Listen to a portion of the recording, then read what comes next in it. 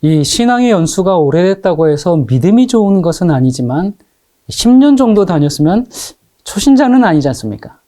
그런데 교회를 오래 다녀도 왜 저 사람이 저럴까? 왜 연수가 오래돼도 사람이 달라지지 않을까? 왜 믿음은 좋은 것 같은데 가까이 가면 찬소리가 내리고 까다로울까? 그런 사람들이 좀 있죠. 한 번은 어느 작은 교회에 이제 에어컨을 설치하게 되었어요. 그동안 찜통 더위 속에서 이제 벽에 걸린 선풍기 몇 대로 매년 여름을 버텨왔는데, 에어컨 설치하니까 이제 교인들이 예배당 문에 들어가기가 무섭게 에어컨을 트니까 정말 가슴속까지 시원해지는 그런 기분이었어요. 처음 한두 주는 모두 좋아했는데 그 다음부터 문제가 생기기 시작했습니다. 이 선풍기 시절부터 맨 뒷자리에 자리 잡고 계신 20여 년을 자기 자리로 정해놓은 연세가 많은 여집사님이 조금만 공기가 서늘해지면 에어컨을 끄는 겁니다. 앞쪽에서는 아직 찬바람이 소식도 없는데 뒤에는 춥다는 거죠. 그래서 앞에 있는 집사님이 에어컨 좀 켜요. 이 더운데 뭐하러 에어컨을 사다 놓고 맨날 끄는 거예요. 이렇게 얘기하면 그러면서 이제 가가지고 에어컨을 딱 켭니다. 그러면 또 몇 분이 지나지 않아서 뒤에 앉아있던 집사님이 아니 추워 죽겠는데 왜 이렇게 에어컨을 켜고 야단이야? 이러면서 또 꺼버립니다. 앞에서는 켜라, 뒤에서는 꺼라. 서로 옥신각신하다가 두 사람이 서로 토라져가지고 몇 달간 교회에 나오지 않는 일이 생기고 만 겁니다. 너무 추우면 좀 앞으로 가면 될 것이고 너무 더우면 에어컨 옆으로 오면 될 텐데 자기가 정해놓은 자리에서 한 발짝도 움직이지 않으면서 서로 에어컨을 켜라 꺼라 하는 모습을 보면 우리가 광야를 여행하는 이스라엘 백성을 얼마나 많이 닮았는지 생각하게 됩니다. 이런 모습 여러분에게는 없으십니까? 교회에서 갈등이 있는 사람들 보면 서로 자기가 옳다고 생각해서 한치의 양보가 없죠. 근데 가만히 보면 문제를 일으키는 사람은 항상 문제를 일으킵니다. 어쩌다가 어떤 사람이 아니라 또 그 사람입니다. 다른 사람은 다 잘 지내는데 이상하게 그 사람만 항상 문제가 끊이지 않아요. 뭐 인간관계에 문제가 생기거나 교회에 불만이 있거나 그래서 그 사람에게 이 문제를 해결해 주면 좀 있다가 또 다른 문제가 생기고 교회에 그런 사람이 꼭 한둘씩은 있죠. 자, 여러분은 어떤 사람인 것 같으세요? 참 보면은 안타깝고 연민이 생겨서 그 사람을 위해서 정말 간절하게 기도하게 되죠. 그래, 저런 사람이니까 예수님이 필요하지. 교회에서 저 사람을 품어주지 않으면 어디에서 보듬해 주겠는가 하면서 이제 참 연민의 마음이 생기긴 하는데, 근데 이거 병이거든요. 이 병을 고칠 수 있는 방법 없을까? 여러분, 우리 주변에 환자들이 너무 많아요. 이 육체적 질병이 아니라 정신적, 또 정서적 문제가 많은 환자들이 정말 이 세상 시스템이 정상적인 사람도 환자로 만들어버리는 그런 세상에 우리가 살고 있죠. 그러다 보니까 별것도 아닌 일들에 그냥 그렇게 흥분하고 다툼을 일으키고 하는 거 보면 제정신인 사람들 찾아보기가 흔치 않은 것 같아요. 왜 그런가? 우리가 십자가에 반응하지 않는 믿음을 갖고 있기 때문에 얼마나 날카로운 사람이 됐는지 모릅니다. 다른 사람을 이해하지 못하고 용서하지 못하고 비난하는 그저 남의 허물이나 찾는 그게 바로 바리새인의 믿음이거든요. 그거 구원에 이르지 못하는 믿음이거든요. 그래서 우리가 십자가에서 이루어진 그 죽음보다 강한 사랑을 경험해야 합니다. 자기를 죽인 자들을 용서하는 그 사랑을 경험하고 내가 바로 예수님을 죽인 사람이라는 것을 머리로만 믿는 믿음이 아니라 가슴으로 경험하게 되면 우리의 병든 마음이, 우리의 정신이 치유되죠. 여러분, 예수님 만나기를 정말 간절히 사모하게 되기를 바랍니다. 여러분 중에 앞으로 30년 지나도 살아계실 분이 얼마나 될까요? 30년 너무 짧습니까? 그럼 50년이라고 합시다. 아무튼 우리는 곧 죽어요. 예. 그러니까 우리 너무 그렇게 자기만을 위해서 살지 맙시다. 우리 자기 성질대로 살지 맙시다. 그렇게 미워하면서 다투며 살지 맙시다. 여러분, 우리 인생 얼마나 짧습니까? 여러분의 부모님이 혹시 아직 살아 계십니까? 살아있더라도 지금 어떠세요? 병원에서 겨우겨우 생명만 유지하고 있지는 않습니까? 그렇게 한 세대가 가고 그 다음 우리 차례가 되고 있습니다. 우리도 그렇게 늙어가고 있죠. 제가 오늘 이렇게 말씀 준비하다가 대한민국 역대 대통령을 검색해가지고 쭉 사진을 봤어요. 쭉 이승만부터 쭉 윤석열까지 이렇게 쭉 이렇게 사진들을 보면서 어떤 사람은 같고 어떤 사람은 있구나. 그런데 다 이렇게 시대가 지나면서 가는구나. 지금 아무리 무소불위의 권력을 가진 것 같더라도 다 뒤안길로 사라지는구나. 예. 그런 것들을 보면서 이렇게 사라지고 마는 것들인데 왜 그렇게들 살까? 그런 생각이 좀 들더라고요. 지금 우리도 이제 우리가 지금 살아있는 것 같지만 우리 다 늙어가고 있지 않습니까? 우리 정말 아이 돌잔치 한 지가 엊그제 같은데 어느새 훌쩍 커버린 그 자녀들의 모습을 볼 때 여러분 우리의 끝날도 가까이 다가오고 있는 것이죠. 우리의 인생이 젊음을 유지하면서 영원하면 좋겠지만 어때요? 얼굴에 주름이 지고 흰머리가 늘고 머리가 빠지고 여기저기 아픈 곳도 쑤신 곳 생기고 걸음에는 힘이 없고 그러다가 사라져가는 것이 인생이죠. 여러분 엘리자베스 여왕도 죽었습니다. 그 막강한 권세를 가졌지만 그것이 살려주지 못했어요. 대기업 하나 회장의 부인도 암으로 투병하다가 61세에 사망했습니다. 여러분, 요즘 60세면 인생 청년입니다. 그런데 아무리 돈이 많아도 죽음을 막을 수는 없었습니다. 우리 이제 좀 죽음을 준비하면서 삽시다. 내가 죽었을 때 사람들이 나에 대한 평가를 어떻게 할지를 좀 생각하며 살아봅시다. 그리고 다음 생을 준비하면서 살아봅시다. 주님과 함께 영원한 삶을 맞이할 수 있도록 이 땅에서 좀 잘 살아봅시다. 그렇다면 우리가 어떻게 잘 살 수 있을까?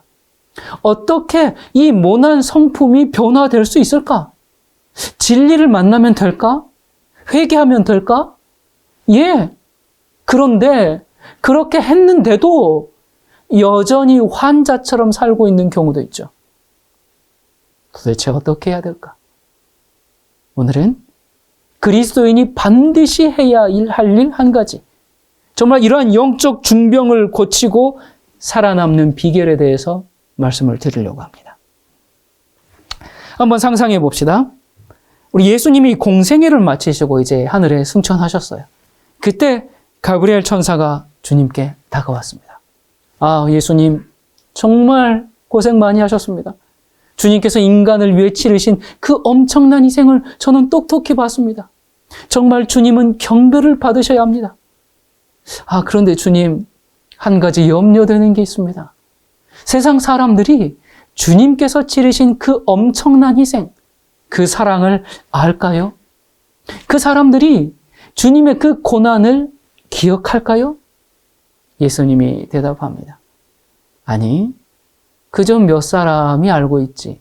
저기 베드로, 요한, 야고보 그 친구들 알지?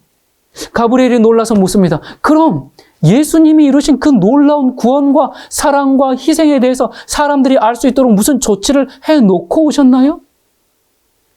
예수님은 잔잔한 미소를 띠시며 내가 한 조치는 그저 몇 사람에게 나에 대하여 말하라고 부탁하고 왔지. 그들의 말을 들은 사람이 또 다른 사람에게 나에 대하여 이야기할 거야. 그 사람이 또 얘기할 거고 그러면 이 얘기가 세상에 다 퍼질 거야. 가브리엘은 염려가 꽉 찼습니다.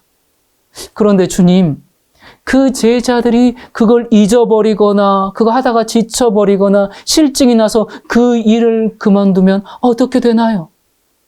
여러분, 그러면 어떻게 되죠?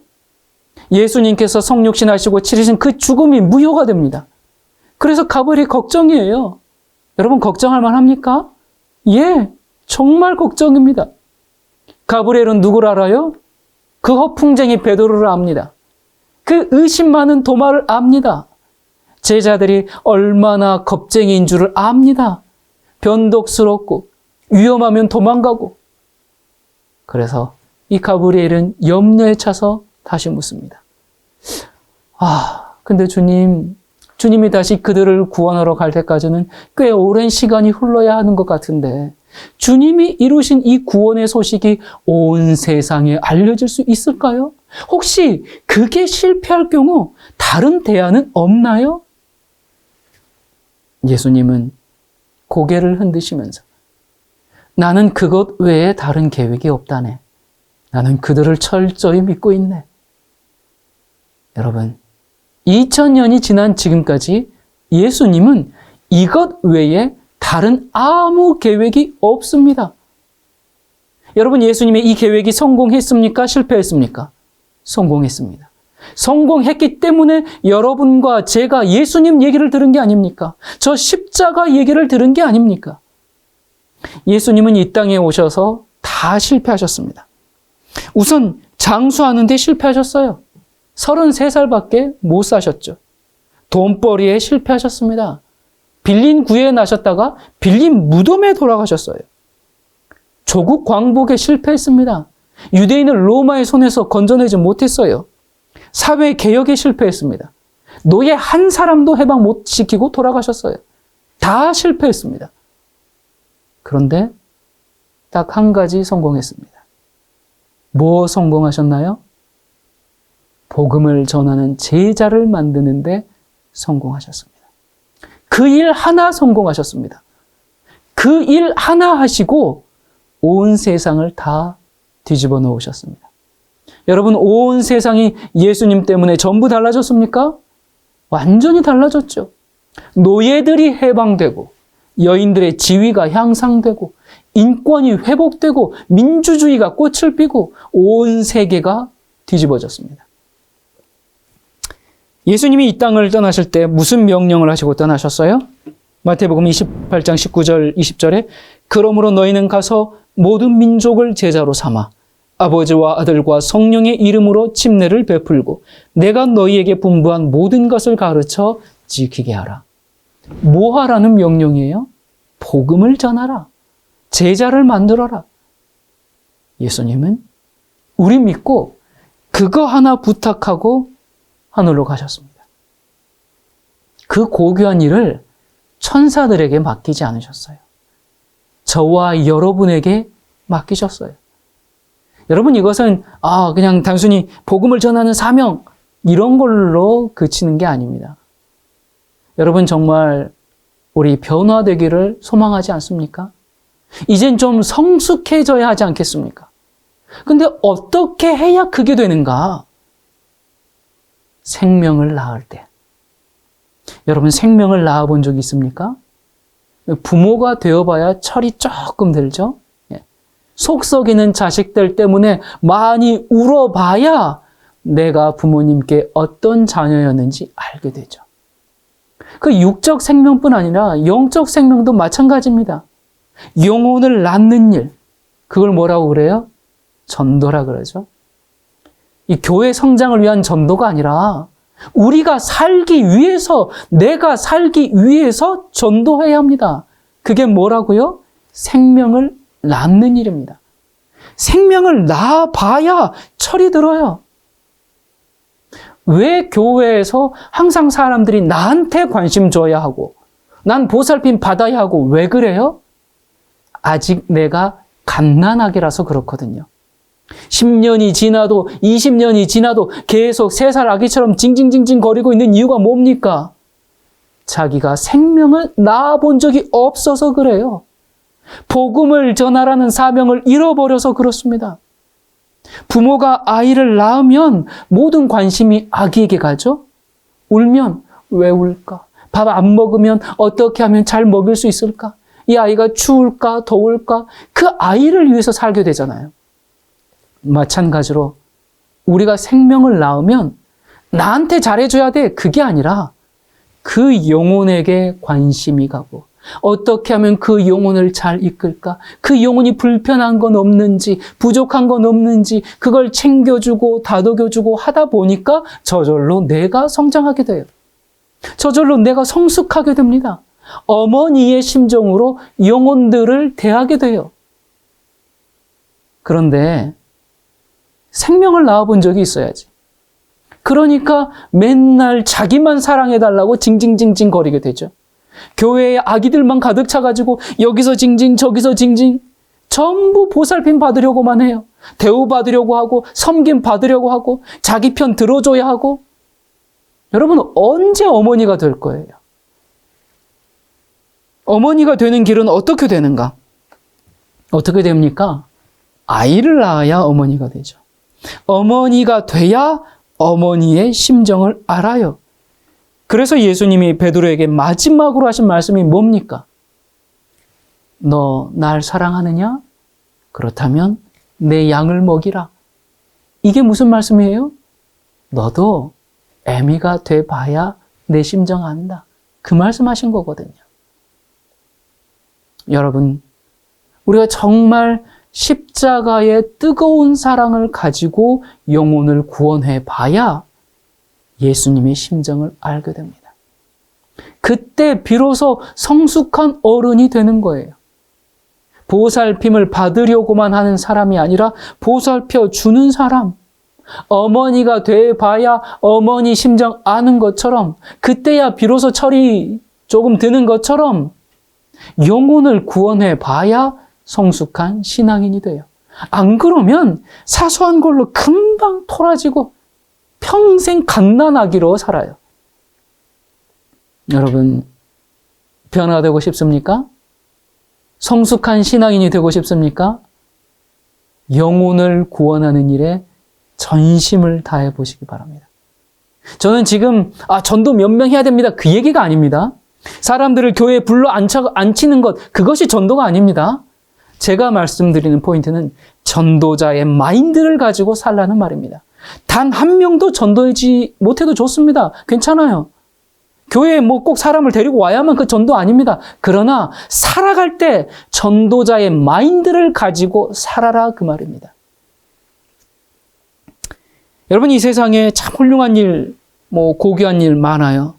그러나 복음을 전하는 일만큼 가치 있는 일이 없는 것 같습니다.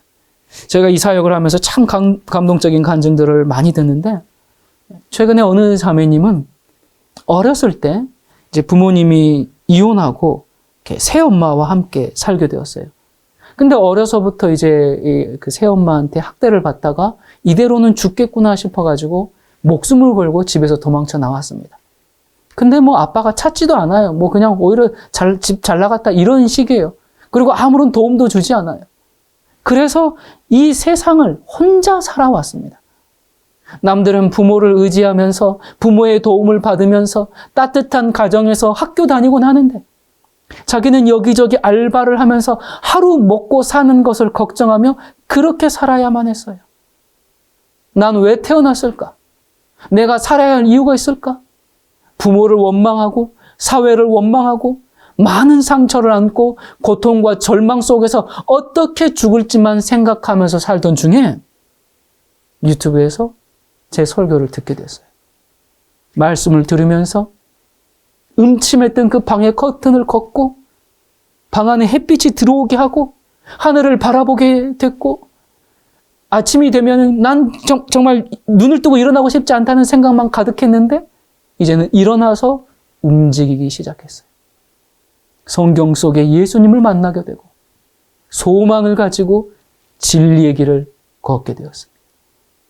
이 자매가 음악적인 달란트가 있어서 교회에서는 찬송 인도자가 되었어요.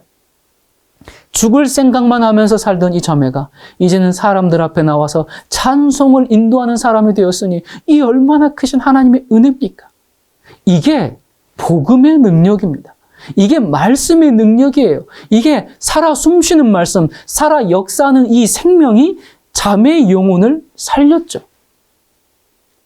여러분, 미천한 우리가 이 하나님의 생명의 말씀이 전달되는 통로가 되는 일은 얼마나 보람된 일입니까? 얼마나 가치 있는 일입니까?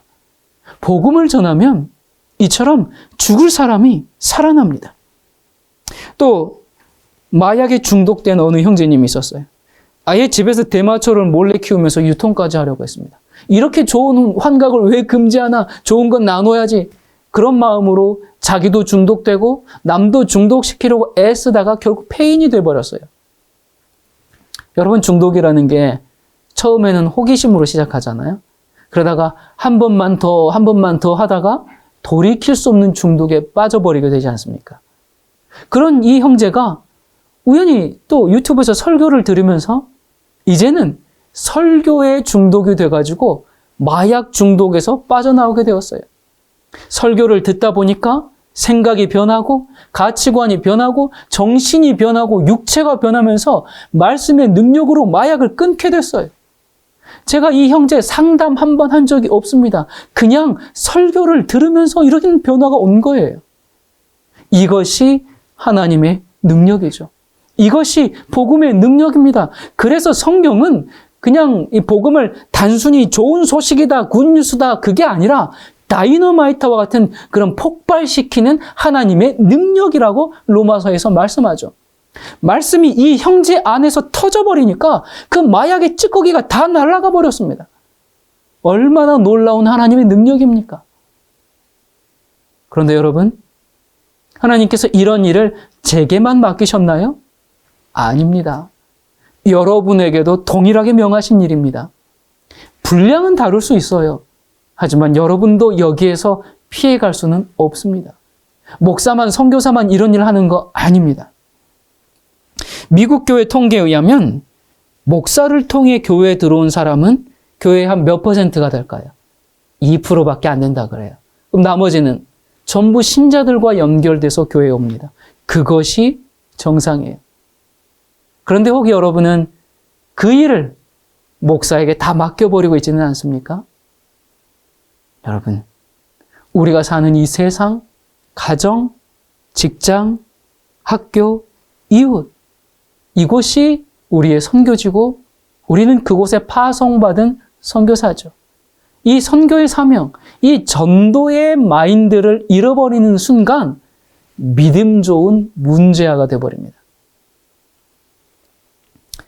여러분, 우리는 그리스도로 말미암아 구원받아서 하나님의 자녀가 되었잖아요. 이 다른 종교는 수행의 종교죠. 내가 열심히 갈고 닦고 수련해서 도의 경지에 이르는 종교입니다. 하지만 기독교는 그런 종교 아니죠.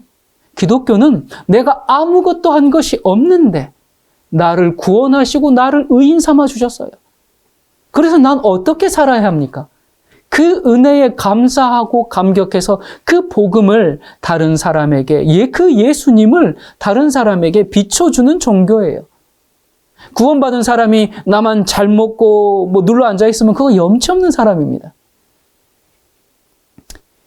또 신앙적으로 무슨 높은 경지에 오르려고 도 닦고 수행만 하고 있으면 그거 기독교 아닙니다. 예. 여러분, 교회에 왜 그렇게 문제가 많아요? 도 닦으려는 사람들이 많아서 그렇습니다. 자기는 경지가 높은데 다른 사람들이 자기 수준에 못 미치는 것 같거든. 그러니까 일하지 않고 도만 닦는 사람들 무섭습니다. 말씀은 입에서 줄줄줄 나와요. 몇 장 몇 절 막 툭툭 나옵니다. 그런데 은혜가 안 돼요.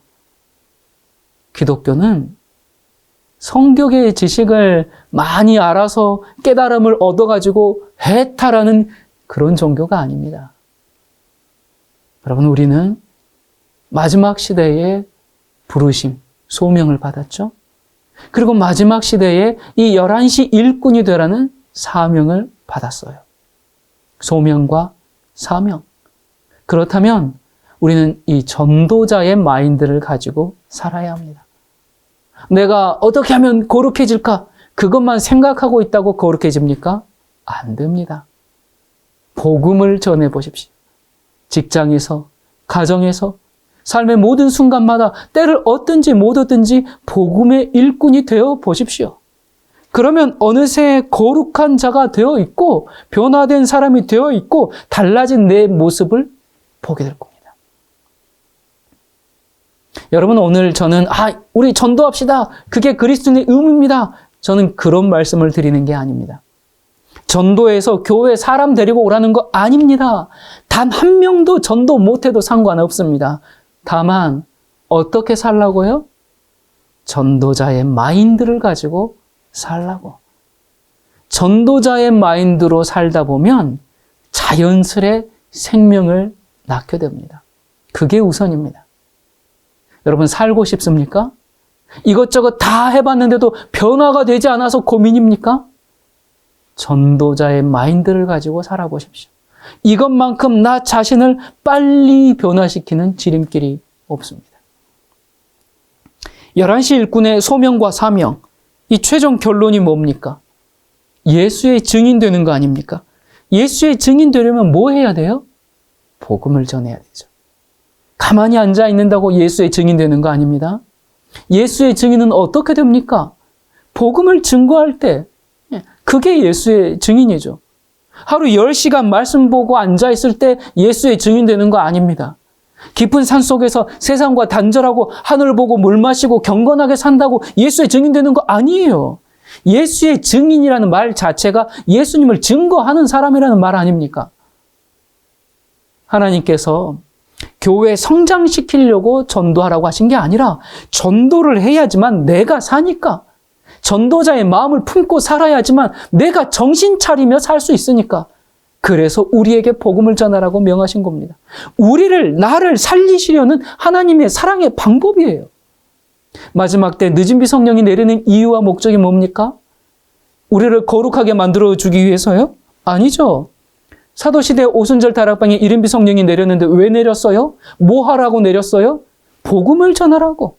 다른 이유가 있나요? 없어요. 그렇다면 마지막 때 늦은 비 성령도 똑같은 이유입니다. 그런데 복음을 전하려고 하는데 내가 믿고 있는 진리가 과연 남에게 전해도 부끄럽지 않은 복음인가? 교회 나오면 부자 됩니다. 좋은 대학 갑니다. 사업이 잘 되고 일이 술술 풀립니다. 반대로 하나님 잘 안 믿으면 가난하게 삽니다. 이혼합니다. 자식들이 문제가 생깁니다. 영혼이 지글지글 불에 타 죽습니다. 이렇게 당근과 책진을 적절하게 섞어서 사람들에게 전하면 됩니까? 이런 메시지가 여러분이 목숨을 걸고 전하기에 부끄럽지 않은 복음인가요? 우리를 죄에서 구원하는 복음. 더 이상 죄된 삶을 살지 않게 만드는 복음. 미움과 원망과 모든 원통한 것들을 하늘의 호흡으로 바꿔버리는 복음. 정신적, 정서적 방황을 끝내고 참된 주인을 만나서 왜 살아야 하는지 알게 하는 복음. 물질을 쫓아가지 않고 주님 한 분으로 만족하게 만드는 복음. 내가 손해보며 살아도 만족할 수 있는 복음. 이 복음을 전해야 하는데 이 복음을 여러분은 경험하고 있습니까? 증인은 어떤 사람이 증인이 됩니까? 내가 직접 보고 만지고 경험한 사람이어야 증인이 될 수가 있죠. 저는 지금 여러분에게 전도 열심히 해서 전도 왕 되라는 거 아닙니다. 전도는 그리스도인의 의무니까 부담감 팍팍 가지고 전도해야 된다. 그런 얘기도 아닙니다. 전도를 하기 위해서는 내 안에 생명이 있어야 합니다. 내 안에 생명이 있으면 저절로 보여지고 이루어지는 것들이죠.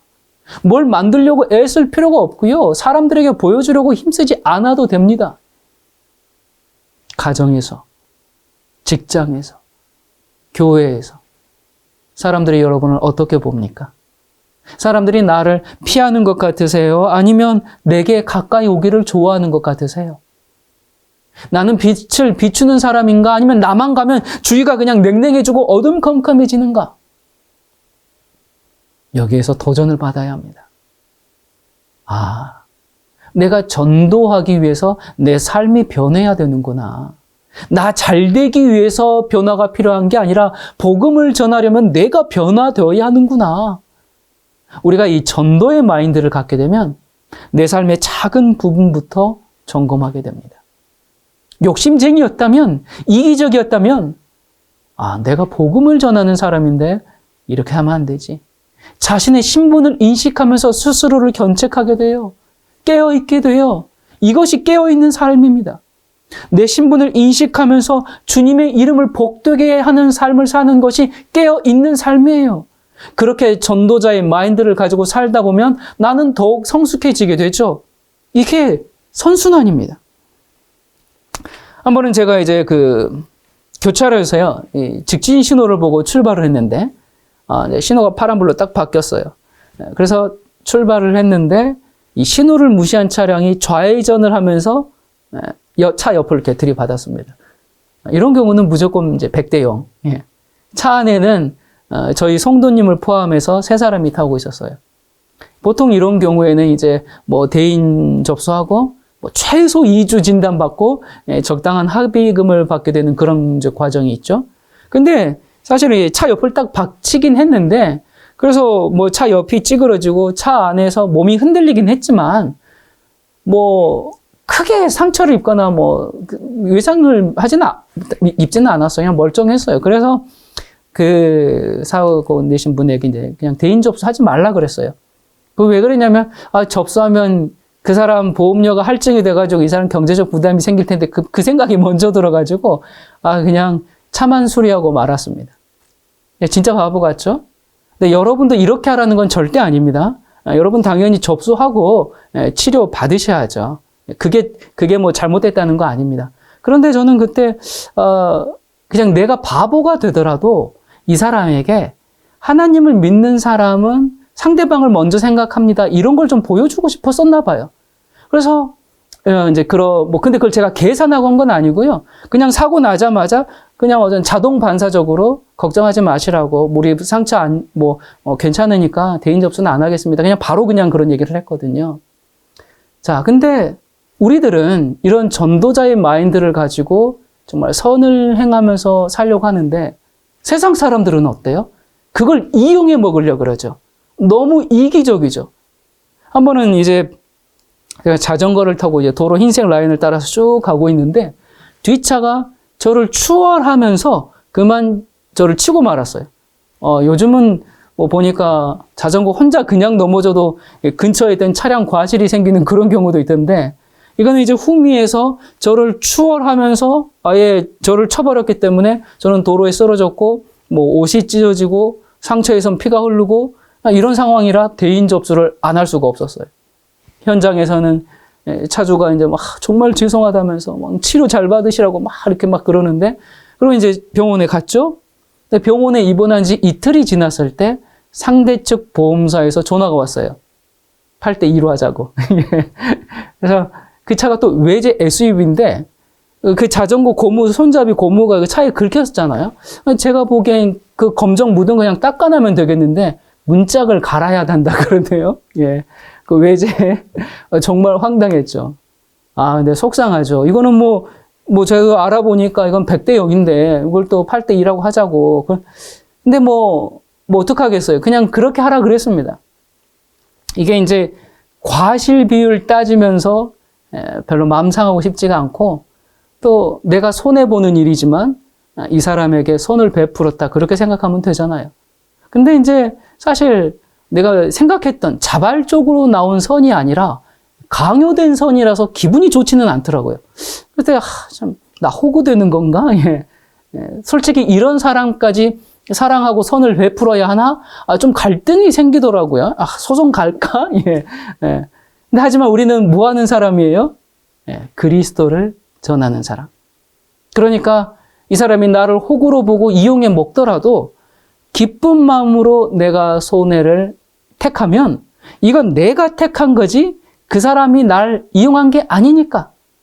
그래서 나중에 제가 운전자하고 통화할 일이 있었는데, 내가 당신에게 선을 베풀었다는 사실을 기억해 주세요 라는 말은 전해줬습니다. 그 사람에게 이게 가슴으로 전달이 되는지는 모르겠지만, 아무튼 세상은 우리에게 너의 권리를 찾아라, 안 그러면 너를 무시한다, 너 바보 된다, 너 천사병 있냐, 그렇게 가르쳐요. 맞아요. 목소리 크게 내지 않으면 바보 취급합니다. 하지만 그리스도인은 맞서 싸우지 말고 그런 세상을 불쌍히 여기고 우리 사랑하도록 합시다. 선을 행할 수 있는 기회가 있으면 여러분 적극적으로 이런 기회는 내가 선을 행할 수 있는 기회구나 생각하고 적극적으로 행하시기 바랍니다. 여러분 이건 많은 분들이 그렇게 하겠지만 한번 또 제가 이 지갑형 케이스에 그 휴대폰을 주었어요. 딱 보니까 카드와 현금이 들어있고 이걸 어떻게 찾아주나 이렇게 고민을 하고 있는데 마침 전화가 왔어요. 그래가지고 이제 그 주인이 잃어버려가지고 이제 전화를 했더라고요. 지인을 통해서. 그래서 제가 한 20분 정도 차를 타고 가가지고 전해줬어요. 그러니까 이제 고맙다고 이제 살해하려고 하길래 뭐라 그랬겠어요? 다른 사람에게 선을 행하시는 걸로 갚으면 됩니다. 그러면서 사양을 했어요. 아마 여러분도 당연히 그렇게 하실 겁니다. 여러분 우리가 선을 행하면 마음이 어때요? 기쁘잖아요. 우리가 언제 그런 기회를 일부러 만들겠어요? 근데 온 기회를 발로 차면 되겠습니까? 우리가 버스나 지하철에서 자리를 양보하고 어르신들이 짐을 들고 가고 있으면 짐을 들어드리고 도로에서 운전하다가 양보하고 여러분 선을 행할 수 있는 기회를 놓치지 마십시오. 이 멀쩡한 사람도 운전대만 잡으면 이상해지죠. 그런데 우리가 운전할 때만큼 선을 행할 수 있는 기회가 많은 경우가 없습니다. 내가 평소 이웃에게 선을 행하면서 살지 않았다면 운전할 때만이라도 적극 양보하십시오. 그렇게 하다 보면 그것이 자연스레 삶이 됩니다. 그게 전도자의 마인드로 사는 삶이에요. 제가 조그만 텃밭이 있는 주택에서 살았는데 이제 주인이 들어온다고 해서 빌라 5층으로 이제 이사를 가게 됐어요. 그동안 이제 주택에 살 때는 여러 야채들, 옥수수, 고구마 이런 작물을 이제 심고 수확하고 그런 즐거움이 좀 있었는데 아쉽게 되었어요. 근데 이제 이사를 딱 왔는데 첫날부터 조짐이 좋지 않아요. 위에는 이제 바로 옥상인데 몇 군데 누수 흔적으로 벽지가 훼손이 되어 있더라고요. 근데 주인은 그게 결로라고 그래요. 결로 아닌 것 같은데. 근데 이사한 지 한 달 반 정도 되었을 때 비가 오니까 천장과 벽에서 누수가 생겼어요. 대야 2개를 놓고 이제 떨어지는 물방울을 밟고 있는데 참 심란하더라고요. 그래서 이제 전 주인에게 전화를 하니까 그래서 자기는 할 일 없으니까 알아서 하라는 모르쇠로 나와요. 이게 지금 이제 이사한 지 한 달 반 정도 됐죠. 근데 뚝뚝 떨어지는 누수 때문에 지금 심란한데 주인의 이런 반응 때문에 마음이 더 안 좋아요. 이런 경우에 지금 이제 어떻게 해야 되나 좀 너무 당황스러워서 이제 검색을 해봤죠. 해보니까 당연히 수리비를 비롯해서 손해배상까지 해줘야 된다고 나와요. 그러면서 내용 증명 보내고 소송을 진행하라 그래요. 그래서 다시 주인에게 연락을 했어요. 이렇다. 그랬더니 여전히 배째라예요. 답답하죠. 근데 저희 교회 성도님 중에 변호사가 있잖아요. 그냥 그분께 직접 물었어요. 그랬더니 당연히 손해배상 받을 수 있다 그래요. 자, 이제 어떻게 해야 될까요? 주인은 도저히 말이 안 통해요. 그리고 수리하고 배상 받으려면 소송을 하면 돼요. 솔직히 처음에는 조금 너무 화가 나서 소송을 해야 되겠다 이렇게 마음을 먹었어요. 그런데 그렇게 딱 마음을 먹으니까 기분이 이상해요. 이건 내가 평생 살아온 신념과 맞지 않는데 나는 늘 내가 손해보는 편을 선택하면서 살아왔는데 그럼 나의 유익을 위해서 이런 다툼을 해야 되나? 이런 이제 어떤 복합적인 감정이 들면서 너무너무 불편해요. 그래서 주인에게 다시 연락했어요. 내가 알아서 할 테니 평안하시라고. 그렇게 연락하고 나서 얼마나 홀가분한지. 그래 역시 이 맛이지. 제가 바보라서 호구라서 이렇게 하는 게 아닙니다. 그 인터넷상에 보면 저에 대해서 허위사실 유포하면서 인신공격하는 사람들 있어요. 유언비어를 사실인 양 막 폭로하듯이 막 하는 사람들 있어요. 그 말씀드렸듯이 저희 교회 성도님이 변호사잖아요. 그래서 허위사실 유포, 명예훼손으로 소송할 수 있다 그래요. 그런데 제가 그런 것 때문에 소송해야 되겠습니까? 제가 바보라서 호구라서 가만히 있는 게 아니라 저는 심판을 하나님께 맡겼습니다. 우리 예수님은 억장이 막히는 그 비난의 소리를 얼마나 많이 들으셨습니까? 그렇다고 해서 우리 주님의 성품이, 우리 주님의 사랑이 손상되었나요? 아니죠. 예, 마찬가지로 비방이 저의 명예를 훼손할 수는 있어요. 저를 쓰레기로 만들 수는 있어요. 그러나 저의 성품까지 훼손할 수는 없죠. 자, 우리가 이렇게 전도자의 마인드를 가지고 산다고 해서 세상을 바꿀 수 있는 것은 아닙니다. 하지만 이런 작은 노력들을 반복할 때 적어도 나는 바뀌게 됩니다. 나는 변화됩니다.